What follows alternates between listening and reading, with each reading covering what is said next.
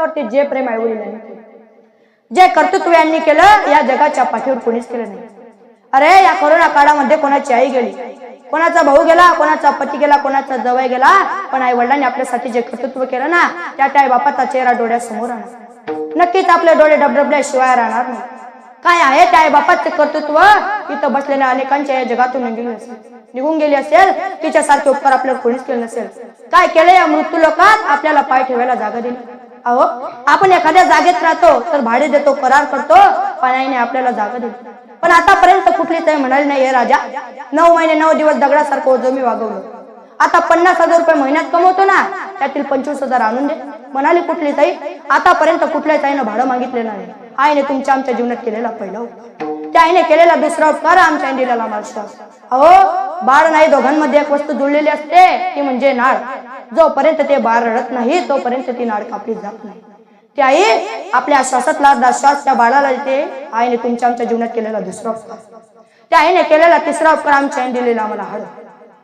आम्ही मेल्यानंतर आमचं मांस जडतं, मोठे मोठे लाकडं जडतात, पण आमचं हाड जडत नाही का? तर ते आमच्या आईच्या दुधाच्या कॅल्शियम पासून बनलेले असतात। एक सांगू, इथं बसलेल्या प्रत्येकाने आपल्या आईचा गोड गोड दुधाचा पाना पिला ना त्याच वेळेला तोच मुलगा तिच्या छात्यावर लाथ घालतो। या जगाच्या पाठीवर स्वतःच्या छात्यावर लाथ खाऊन जर कोण दूध पाजणारी असेल तर ती फक्त आई आहे, ती फक्त आई आहे। अरे आयुष्यभर सांभाळून ठेवणारी अब्रू भरमंडपात आपल्या बाळासाठी गुंडाळून ठेवते। आईचं कर्तृत्व मानच आहे, पण बापाचं काय? बाप कुठेतरी मागे चराला ज्या बापाने तुटलेली चप्पल सुतळ्याच्या गाठी मारून वापरली, फाटलेलं धोतर तिकडं लावून वापरलं, अंगातील बनाण्याची चांडी झाली तरी नवी घेतली, अशा बापाला कुठेतरी विसरत चाललो।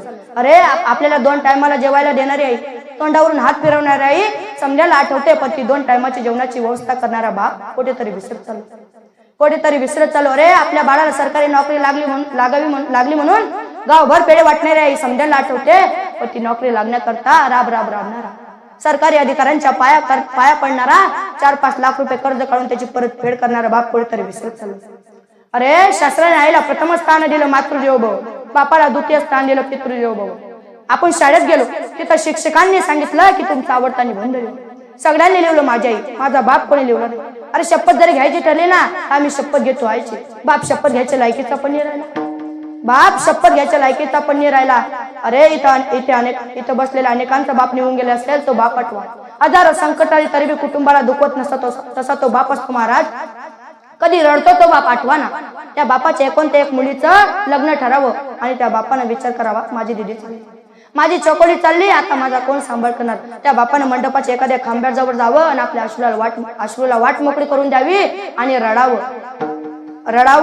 अरे कितीही डोळे दाटून आले तसा रडत नसतो तसा तो बाप असतो, पण आपली मुलगी माहेराहून सासरी जाते ना त्या वेळेला त्या बापाला रडू आवरत नाही, त्या बापाला ते रडू आवरत नाही। अरे आपला बाप ज्या ठिकाणी जपतो ना त्या ठिकाणी जाऊन बघा, उशामध्ये तोंड घालून तो बाप रडत असतो। हजारो समाजासमोर रडणं त्याला मान्य नाही, समाज काय म्हणेल कितीही डोळे दाटून आले तरी तो साठवून देतो तसा तो बाप असतो। लक्षात ठेवा, हा सूर्य मावळला तर पुन्हा उगेल, पण आई बाप नावाचे सूर्य मावळले तर पुन्हा उगणार नाही। म्हणून म्हणतो ज्याला घरातील आई वडील करायला त्याला कीर्तन प्रवचन नवरात्र उत्सव करण्याची गरज नाही, कारण माऊली म्हणतात ना सकळ तीर्थाच्या दूर जिका मात्र पितरे तया सेवेके कीर शरीर लोन कीजे, माय बाप केवळ काशी केने न जावी तीर्थाशी।